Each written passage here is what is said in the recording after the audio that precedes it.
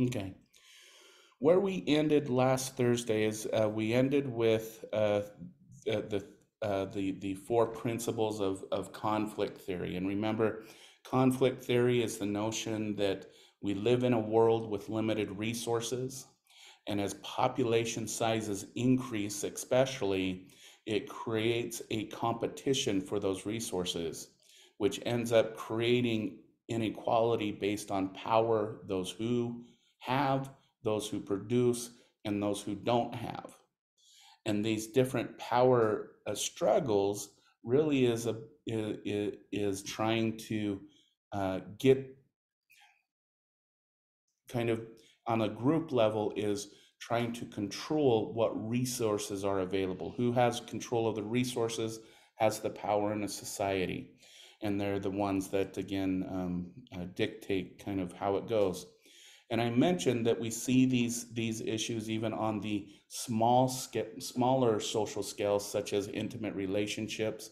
We can even go to sibling relationships, where you have the oldest and middle and youngest child, family system. We see this conflict struggle occur within all of these different types of social relationships. So it's just not about, who has power of the government, who has power of our school systems. This theory really explains it from all levels, okay? So the next theory, though, is a pure micro-based theory. It is how we, you and I, as individuals, and you and the other students in the room, and into your social world, how do we communicate the values and the beliefs and the way we are about in our world? And the theory that has been proposed is what's called symbolic interactionism, okay? And it focuses on the relationship between society and the individual via the use of language and symbols, okay? And we should note at this point that once a language dies within a society, that culture that is tied to that language dies with it, kills the culture. Okay, this is why there's been a lot of investment in a lot of Native American communities to do things like language reclamation, bringing back the language, because on this symbolic interactionism, what is predicted by it is once you lose the language, you lose the culture.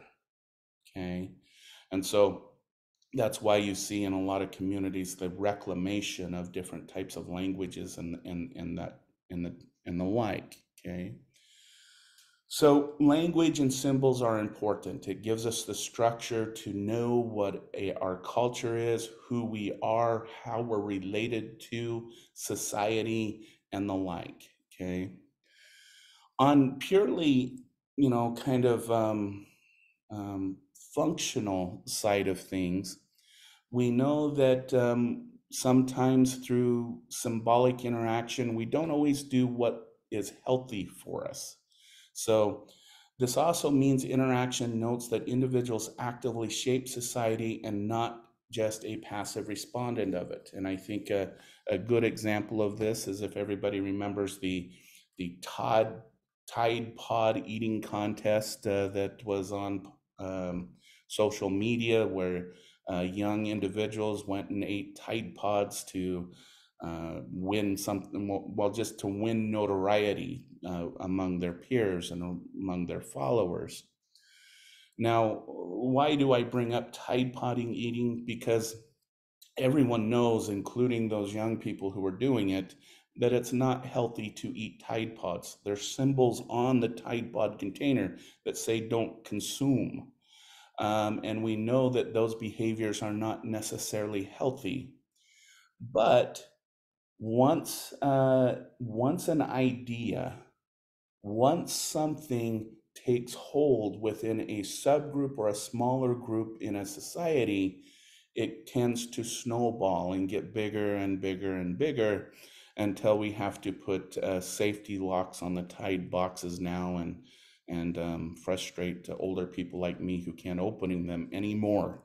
I'm just joking on that one, but it's an example of how things can um, kind of change the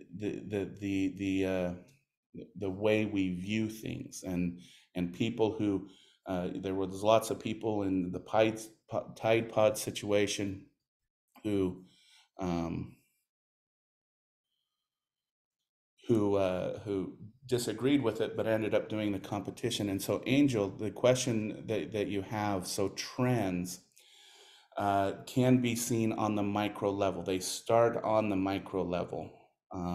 They start with a few individuals in a group, and then it eventually snowballs into a larger movement. Luckily, some of these trends are temporary, some stick with us.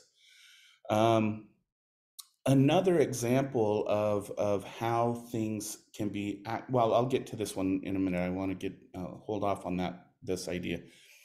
The other thing is that through language, we also construct our culture. Okay, a good example of this is the political correctness movement. Okay, in which again our culture is getting to where it's acceptable to say some words in certain contexts, but not in others. When we refer to ethnicity, there's always an appropriate term.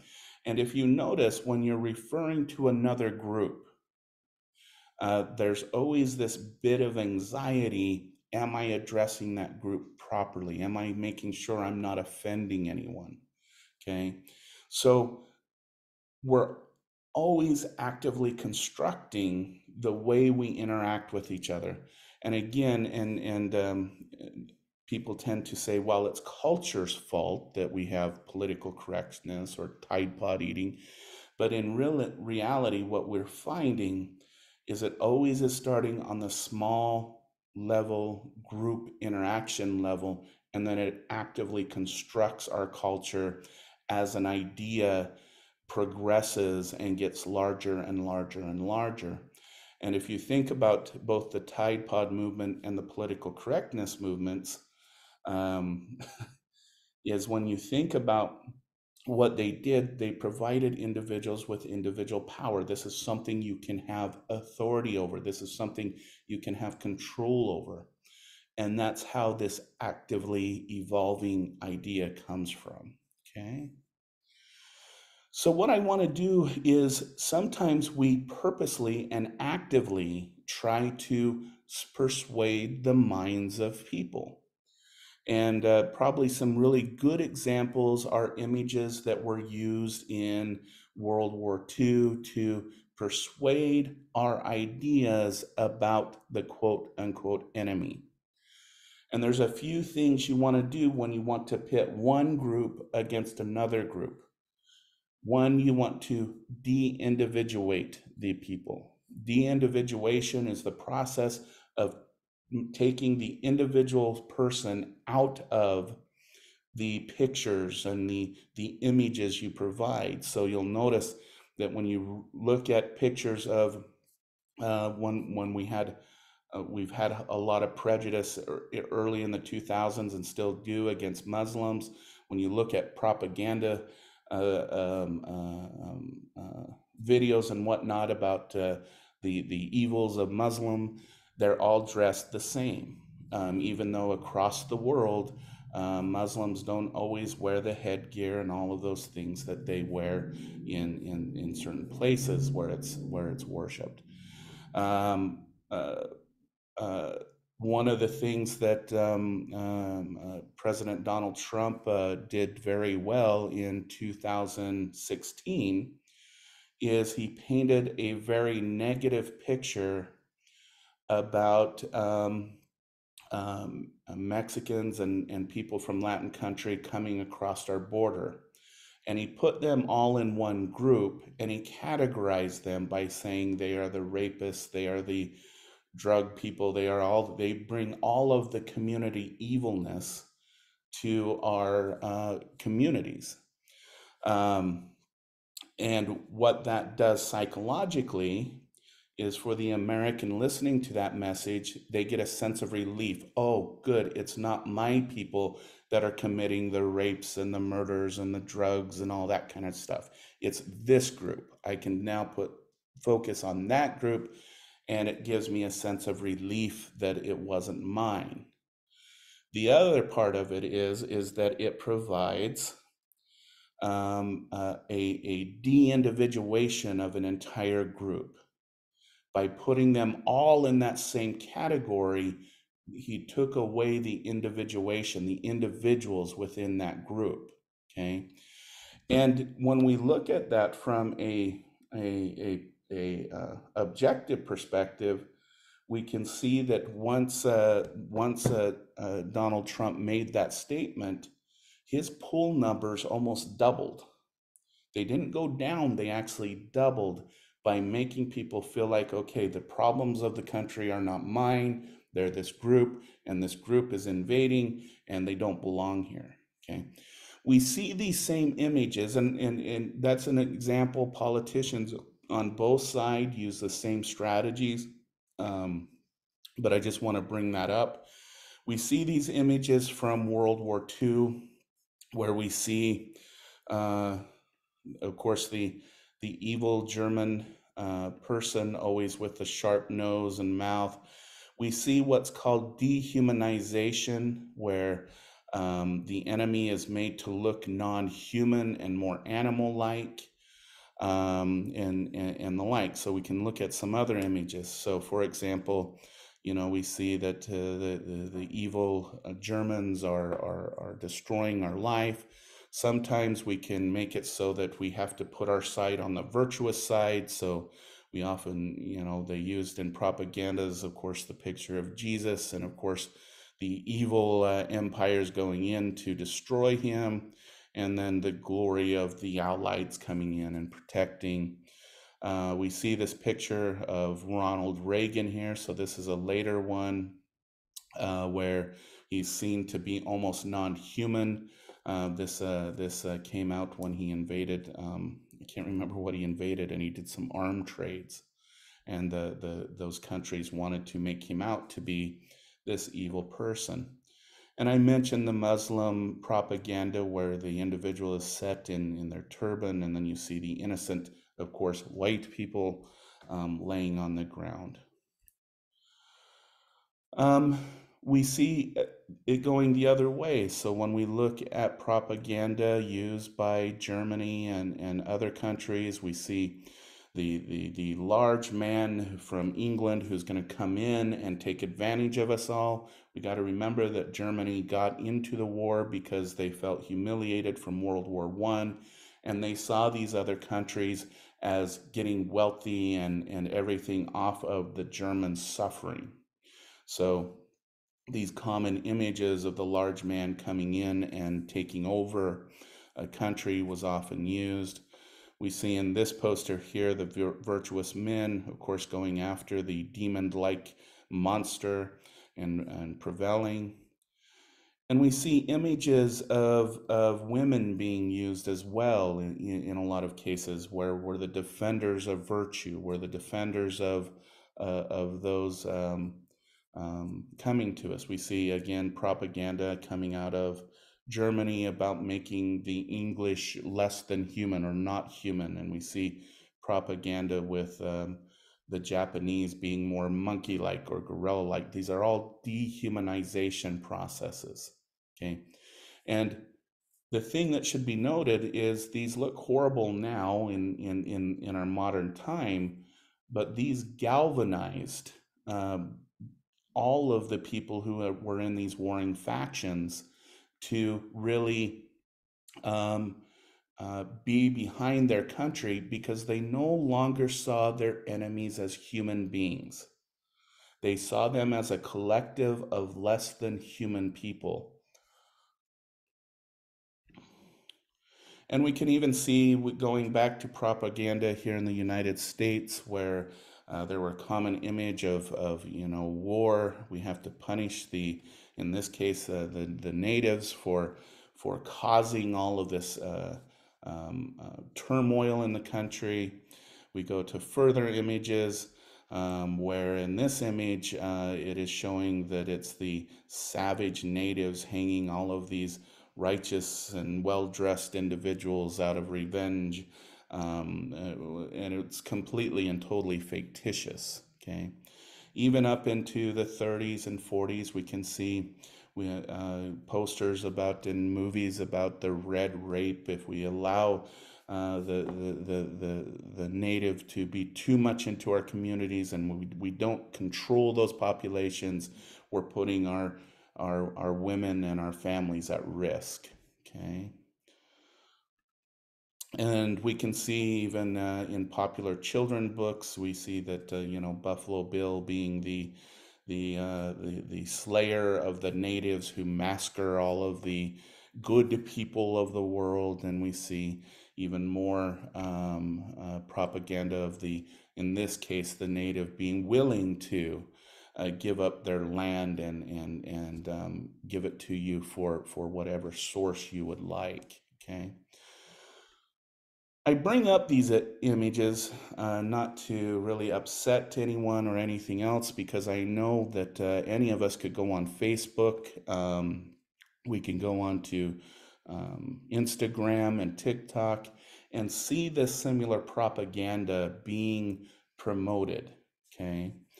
I like these older images because it gets us to think and gets us to think outside of our box instead of just viewing things from a myopic perspective. And so the hope is that we start recognizing the propaganda behind people who we have similar beliefs with, and we start to question those symbols and those languages. But symbolic interaction predicts if you want to persuade individuals, the first thing you do is you make it so you have another group who can be de-individuated and dehumanized so that your group can be seen as that which is better. Okay, and we've seen this throughout history, and these are just some examples coming from the recent 20th century that we just got through. Okay. Does anybody have any questions about symbolic interaction and some of the ways that it plays to persuade individuals' minds and to mold broader culture?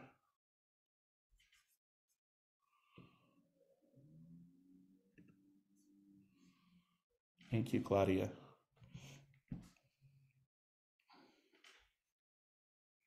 No. Okay, thank you. And we'll come back to this because this is an important theory when we get into talking about things like prejudice and discrimination. We'll come back to this symbolic interactionism, especially within that context.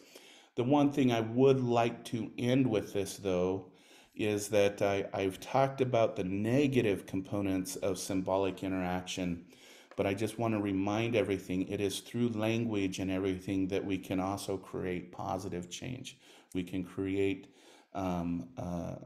things that are beneficial for us all if it's carried out in a healthy way. So, and we'll get into that. Dr. Peterson. Yes. This is me. Oh yeah. I have a well, I don't know if it's a question, but just seeing all this, I thought is me and my family, and I know that natives in general just kind of laugh at the hardships that are put on us. I notice a lot on Facebook. We make memes about these hardships, and then like with the whole thing of um, the something else, our indigenous creature. When natives were referred to these terms, I felt like there was a lot of memes out there that were laughing about that. That natives were laughing about it, and not to laugh about us, but I just feel like for me, I always took what has happened as been bad or traumatic and flipped it around and was able to laugh at the situation in I guess a coping way. Have you seen this behavior? Well, yeah, I mean, when we look at, I'll try and explain this. Let me try to use a different culture to kind of bring this about. is when we look at a lot of things that have happened in the African country, and I don't know if anyone knows this, but Africa, it's divided by a lot of nation states, and those borders move almost weekly in a lot of the areas there. And one of their main coping mechanism to deal with all of the trauma that they go through is to actually kind of, as you stated, to make fun of themselves, to kind of try and laugh it off. The question we have to ask, though, is you are correct, and I'll talk on a psychological level. A lot of times, it is a coping mechanism for that group or for that culture, in order to not make that such a traumatic part of their past or the past. Because it's the old adage, if we can laugh about it, then it's not impacting us right now, right? The question is, and this is kind of the aspect of it that I think Native communities and communities like this have to question, is on the surface level, it is providing some type of relief, because it's kind of this, I'm laughing at myself. But the question you should really ask is, okay, so it provides that temporary relief, but does it propagate those negative stereotypes as something that is acceptable within our communities, right? And that's really the question that should be asked about these types of memes. With that being said, the thing that complicates it is actually healthy for us all to laugh at ourselves once in a while. The question is it meant to mask something, or is it meant to say, hey, sometimes in a stereotypical way, our stereotype is ridiculous, right? And so that's the question that really has to be asked. I wish I could give you a better answer. Did I kind of answer what you were trying to get at? Yeah, just curious as your thoughts. But I understand the coping part, because when I was in an abusive relationship, I would laugh at the situation, as far as like I didn't even shut up. I just kept talking and got hit around and made it a joke. But like in that situation, I understand that was just something for me to cope and kind of not deal with it at the moment. And I think that example you just provided is a good example of probably what's happening on the larger cultural level. So I think that's a very good example of your personal life with living with domestic violence. So I think that's a perfect example on a different level, right? Angel asked, what about the reinventing what it means to be Native now? And Angel, that's a very good question, right? Is when we look at our Native communities, we've had what is it, 400 or 500 years of acculturation, right? And through different governmental policies, through boarding schools and stuff, there has been a lot lost about the past history and the languages and everything from the past. And as I did mention earlier, once language is lost, it's lost. But I think, and this is just a perspective coming from what we know about cultures and culture as it exists, is cultures are never meant to be stagnant.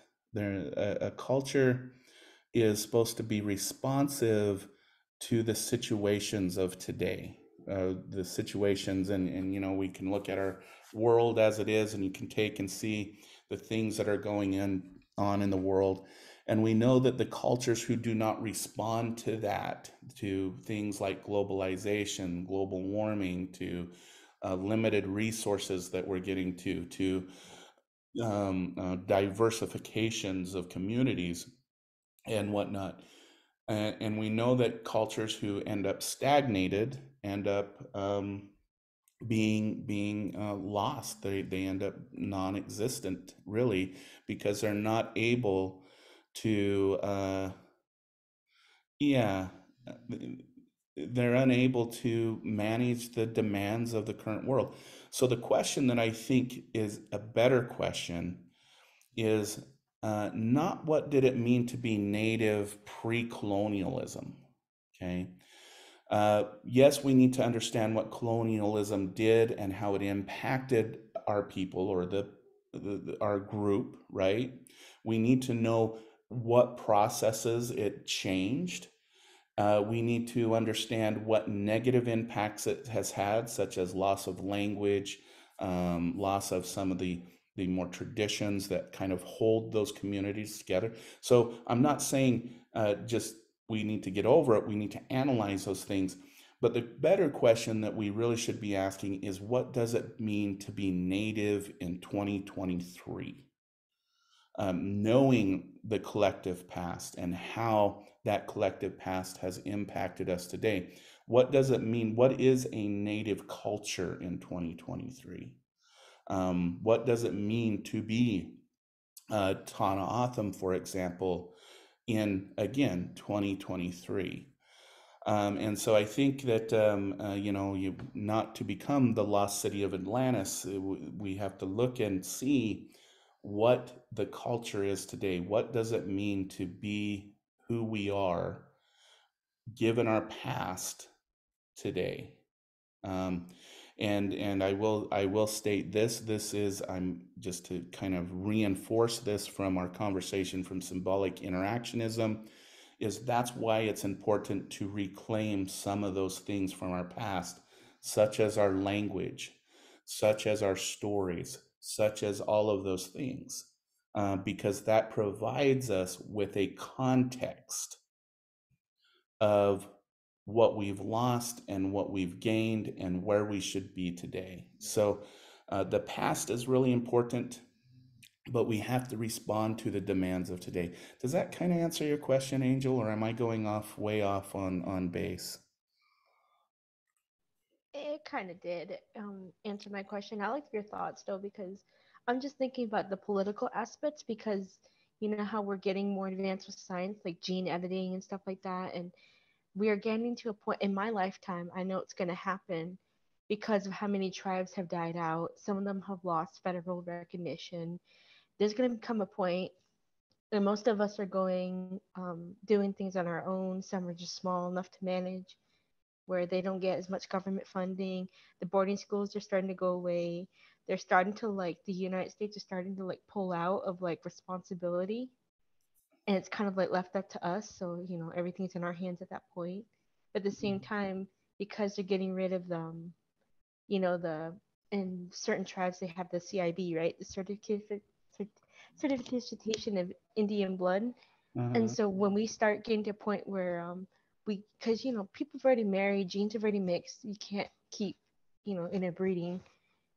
We're you know, according to those documents, we're going to become like not really recognized natives, and some tribes have already gone through that, and it makes me wonder what they're going to do next. Mhm.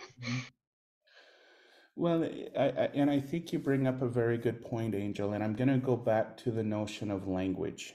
And I think that this is an important notion that we should explore more.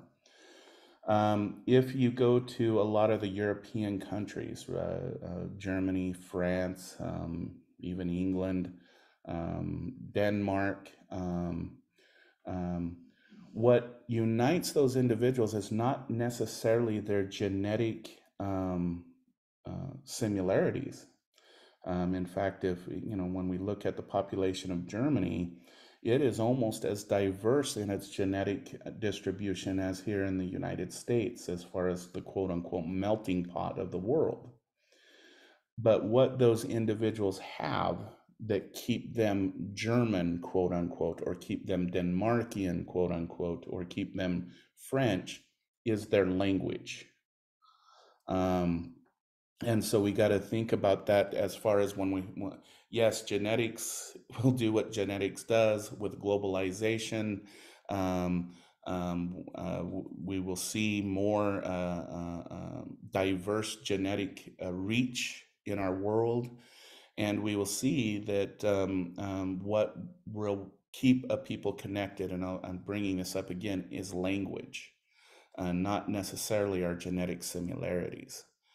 And so those are things to kind of think about moving forward. What does it mean to be Native? Well, what does your language, what does your ways of being tell you about being that? And I am going to say, and we will get to politics in this course, the loss of resources is something that I think everyone who is working for a Native nation, working for tribal colleges, who are members of a given Native nation, these are things that I think collectively we need to come together and start creating those things like caucuses, and those that really go and make sure that those kinds of things are protected.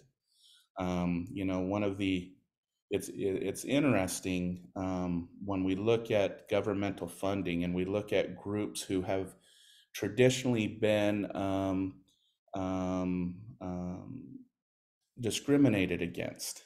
One of the most persuasive caucuses in the government, and one of the most persuasive um, entities in the government, is actually uh, I can't remember the exact name. It's a society for Jewish people.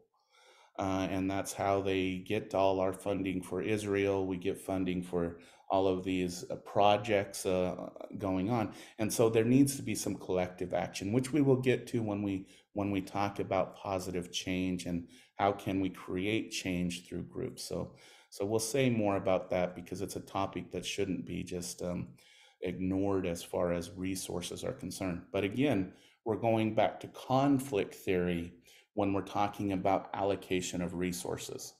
All right. And if you look at some of the movements that are going on in the United States, it's difficult really to be any part of a minority group, because there's something, we'll talk about this later in the course. There's something called, what is it? Terror threat theory. Okay. This is when usually a member of a predominant group starts to feel like they're losing out in resources. They feel like that their group isn't being as successful as they should be based on their own individual performance in that society. And what we're seeing very high among a lot of white communities right now is this terror threat idea, because some things that we need to recognize about our population is that the minority populations in the United States are growing much quicker than the white populations. In fact, I don't know if anyone knows this, when we look at population size, Native American communities are one of the fastest growing communities in the United States right now, along with Latin communities and the like. And by 2025, it's predicted that, I think they bumped it up maybe to 2027, white people in the United States are going to start to be the minority. Okay. And so when we look at these responses from government about defunding, about pulling out on resources and doing that, we always have to look at where the power is right now and what that power is trying to prevent. They're trying to prevent the loss of that power. They're trying to prevent the loss of those resources. And so when we look at how do we start to change the mindsets of our culture, we have to recognize that conflict and that source of power. Okay. Yes, and you're absolutely right. It is hard to be recognized without those cultural symbols and images. And it's also very, very hard to revitalize a language. So you're absolutely right on those points. So, and we'll talk about them more. Angelica put in, what about North Korea? Can you clarify what you're asking for that, Angelica?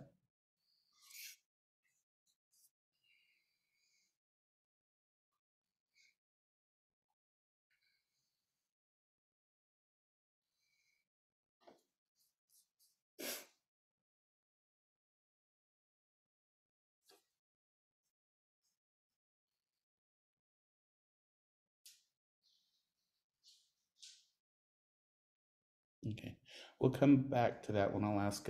Okay.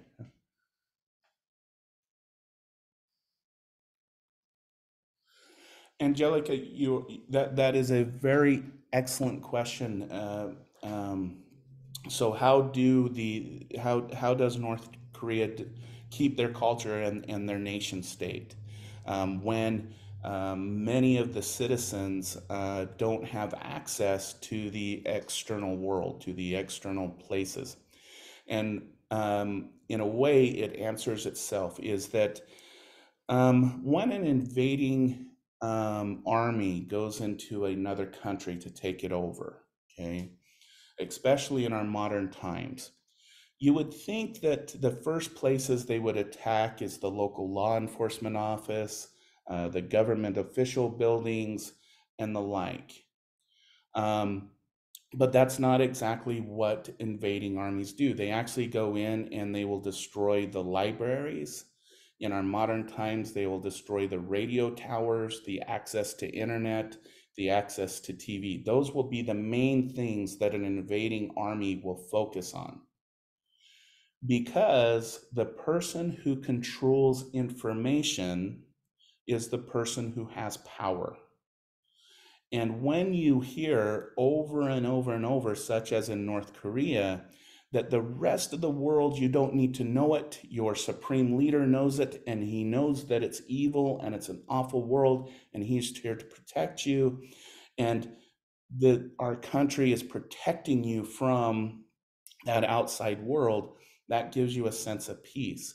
So the comparison group used in a lot of totalitarian countries is, you don't need to know those countries. All you need to know is that it's an evil world outside of here. There are people who want to kill your family, kill your community, kill your culture, kill your religion, and that's all you really need to know.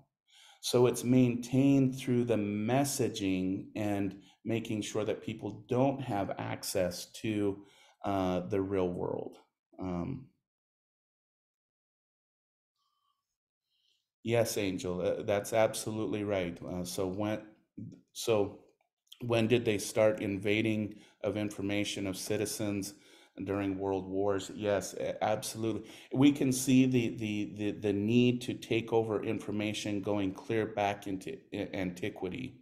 When we look at when Romans raided different places, the first thing that they destroyed was their tablets and their books. They didn't have books then, but their tablets and their scrolls and all of that type of information. We can even go back to earlier times in human existence to see that that was one of the most common things for something to happen in order to create that situation. So yes, it is very much the first thing that you want to do when you invade is you want to invade the information of the citizens. You want to make it so that there's no longer access to those things. And that's why, if we look in World War II, there was the book burning propaganda that Hitler put on, and those types of things. Yeah, and Angel, you're getting to a kind of what we would consider modern warfare, right? Is now that we're in the information age, and if everybody, I don't know if everyone can see, switching tactics and those types of things, is again, when you take over the idea of a culture, you take over that culture. and we see that quite a bit. Okay. Um, Very good conversation. I do want to end really quick. This is really good conversation, and we will continue these throughout the rest of the semester.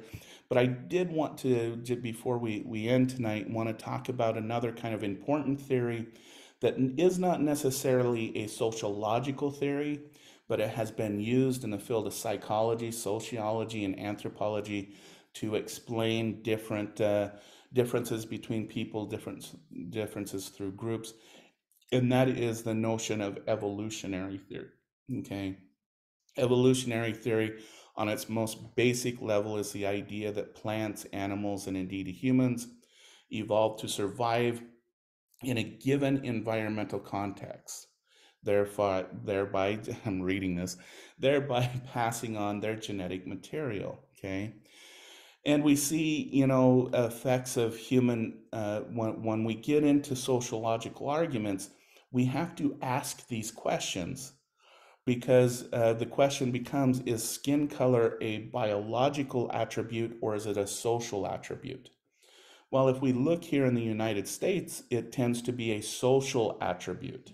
It has to be something that is that kind of person. But when we look at it from an evolutionary perspective, from a biological explanation, we see that skin color has much more to do with where our ancestors existed on the earth.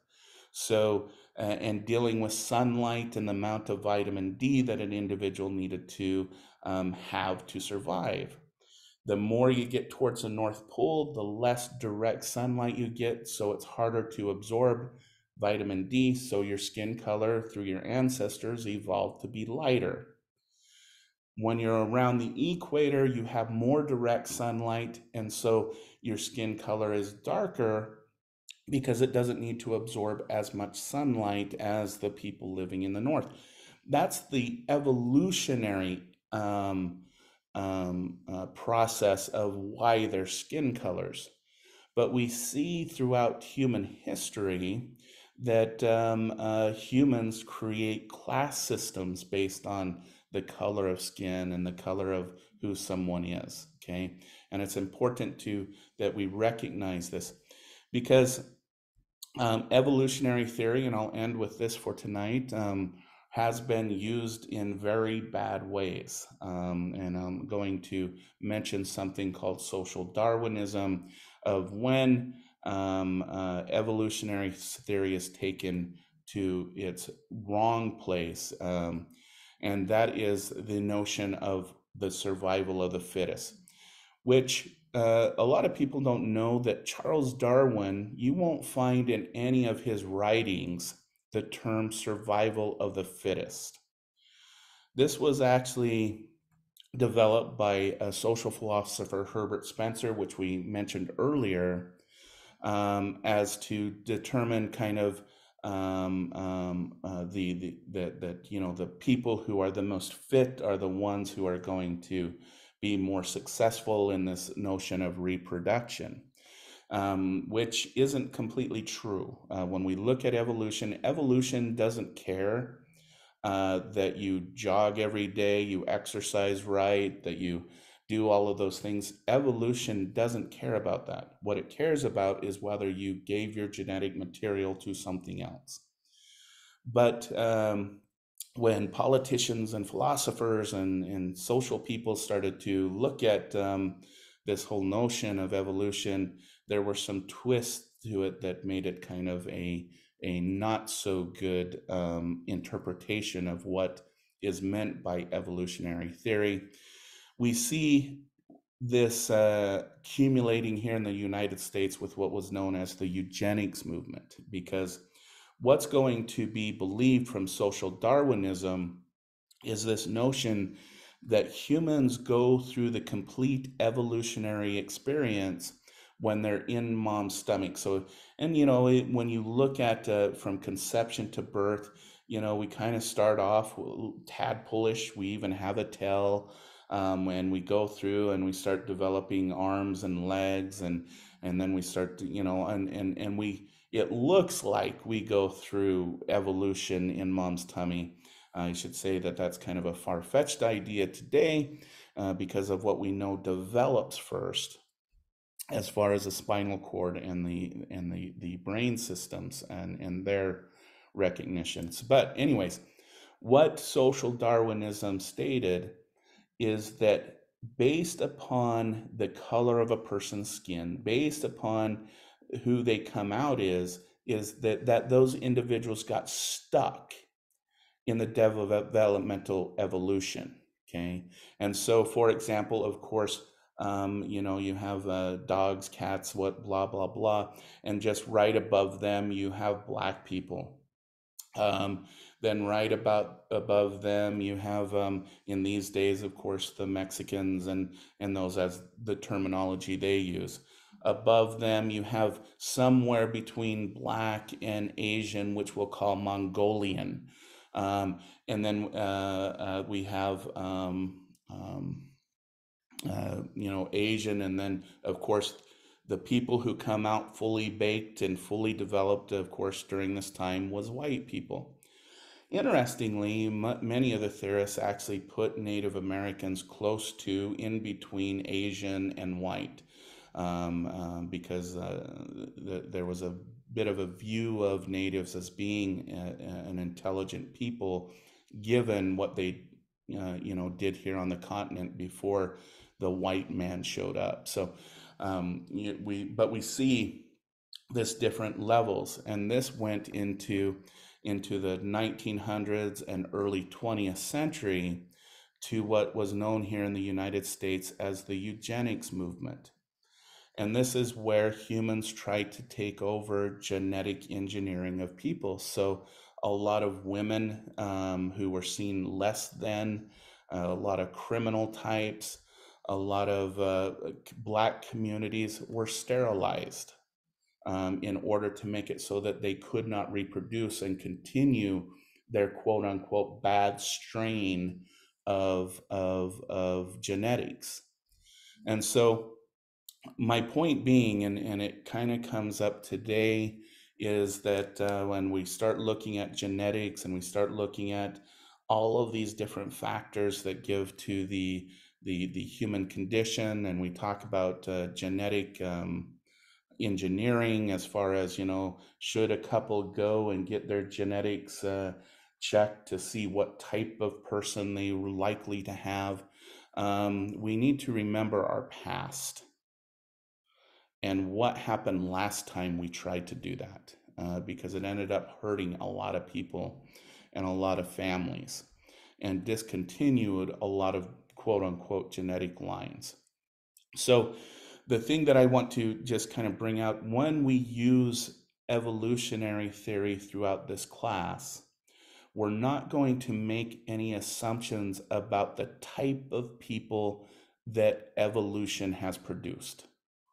Because if we exist today, from an evolutionary perspective, we are successful.